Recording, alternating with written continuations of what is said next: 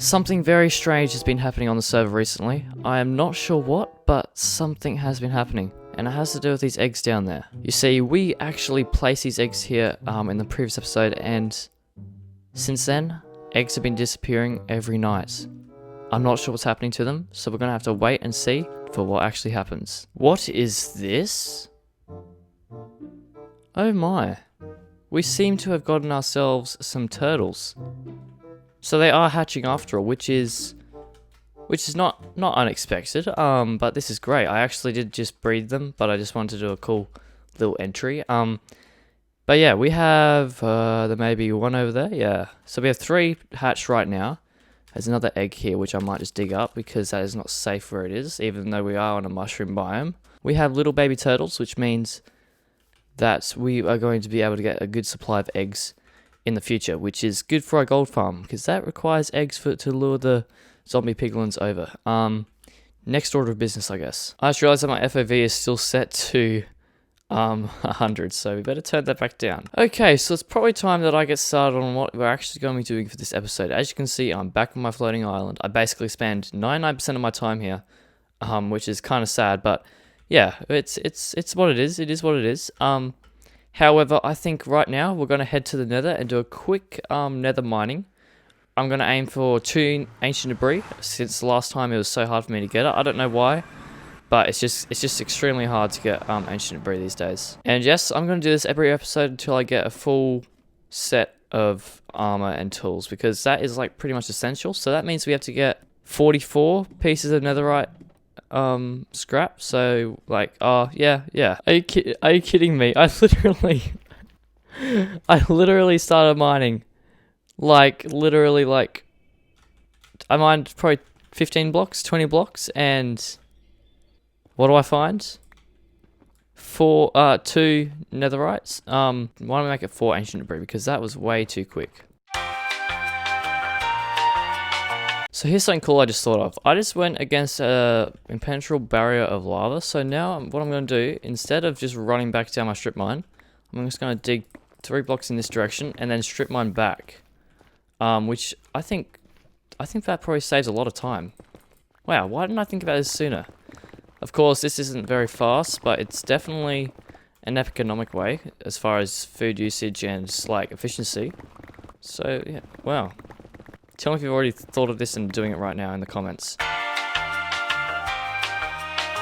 Okay, so after that clip, I found 1 more piece of netherite, and I decided to end it there because actually, if we come to over here, we have 3. But what I'm going to try and do from now on is make it so we have even numbers, so we get 2 every episode, and that will make it so we don't have like 1 little bit of netherite left over afterwards. This way we have a couple. But basically, I think if I grab this out right now, we can upgrade our very first tool. And so what I'm thinking is we upgrade our I need to craft into a netherite ingot. There we go. First netherite ingot ever. Let's go.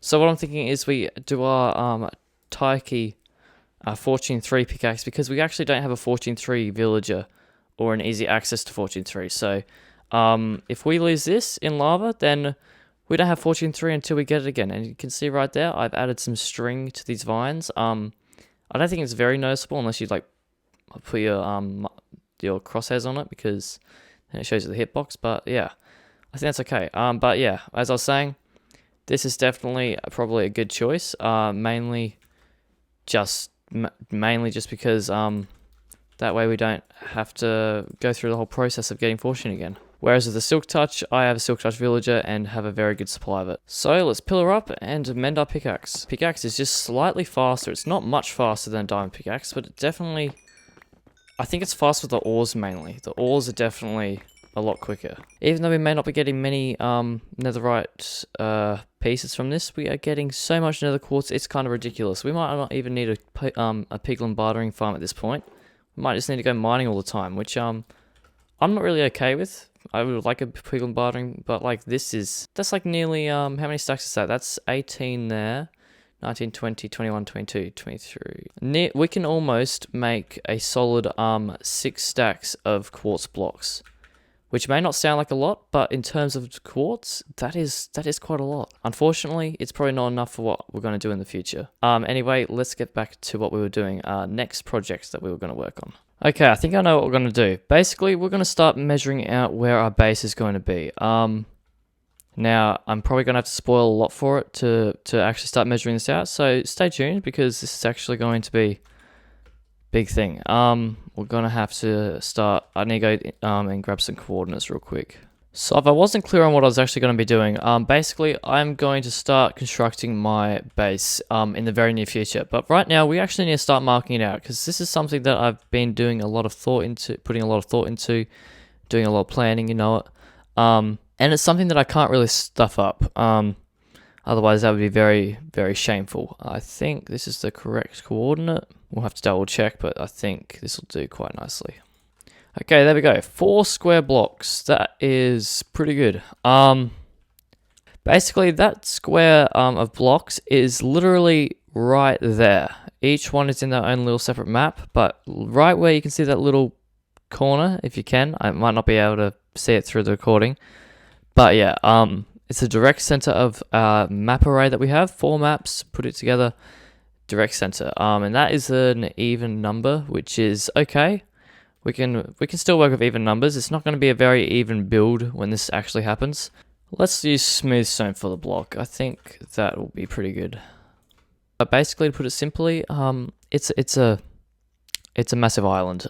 It's probably pretty easy to know that since we've already been doing heaps of floating islands, and that one at the start. But yeah, that's what it's going to be, which I think is pretty cool. I think that is going to be very cool. It's going to be very interesting how we build it, but yeah, I'm not going to spoil too much more. If you want to see it, make sure to subscribe, make sure to like the video so more people can see this, because I think I'm not going to disappoint in this one. And there we go, we're at the height that we wanted. It's at 150. I'm going to double check that, make sure that we have plenty of room to build things. I don't think it will be much of a problem. It just maybe. There's always a possibility.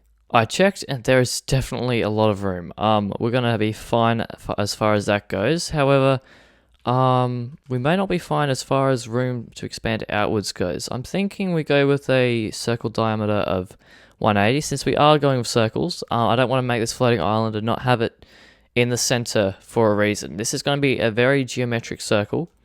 That is from looking on top views of it, but otherwise it's going to be a very awesome and very detailed, very random, nature themed, you know. It's going to be pretty interesting. Anyway, let's get to actually constructing how long it will be. You'll see when I get there. Okay, 80 or so blocks placed later, and we have gotten a pretty cool line. As cool as they come actually, because it's made out of smooth stone. But yeah, that is just one little line. We've got to complete the other 3 before we can actually get a 3D look at what this actually is going to be as far as size. And then the next episode, we're probably going to do something based around the height in the circle itself. I'm going to try and get a lot of the skeleton done. Okay, so after some more maths and everything, I've gotten a rough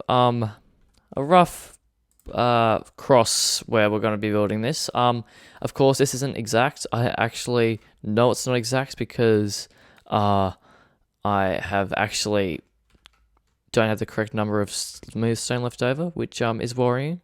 But we're going to have to measure that up when we actually come to make the circle. Otherwise, I am going to have incredible OCD for the rest of the season. Now, I'm actually getting way ahead of myself because I actually realized we actually haven't built our 3rd island. And this is going to be a slightly larger island than the second. Not too much larger, but basically it's going to be an area that we're going to store everything when we're building that thing. Now, I'm giving a lot away, and I'm going to build it about here, mainly because it's in the corner of the map, and we have the most room away from that island. And I'm going to connect it to the other island through a pretty cool way of like using like vines, I'm thinking. I don't know, we're going to have to search, we're going to have to work it out when we get there. But yeah, it's going to be pretty cool when we do get there. And there we go, we have got our little, not very little actually, pretty medium-sized floating island ready. That will be I'll begin that probably in the next episode, so stay tuned for that, because it'll be another cool build. It'll probably be even cooler than this one, because, well, we're actually improving skills. As you can see, we went from that, whatever that is, to this, which is, I think would be 1,000 times better. Probably, I don't know. Tell me in the comments, what you think about this. But yeah, we're going to definitely improve it and build it to a larger scale, just slightly here. As I said in previous episodes, these are practices for the big thing. That is what we don't want to mess up. That right there. But we shouldn't mess it up too much.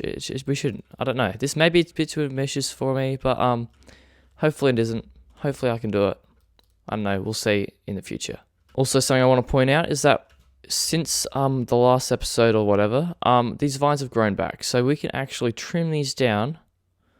Trim these up, I mean, really, because they grow down, so that they give us a nice little look. There we go. That should be okay. I'm just trying to make sure that it doesn't reach the sea, basically. This isn't a good look, hanging down to here. It's time to breed some turtles. Where are they? There we go. The thing I like about turtles is that you can breed them, and only one has to be bred later.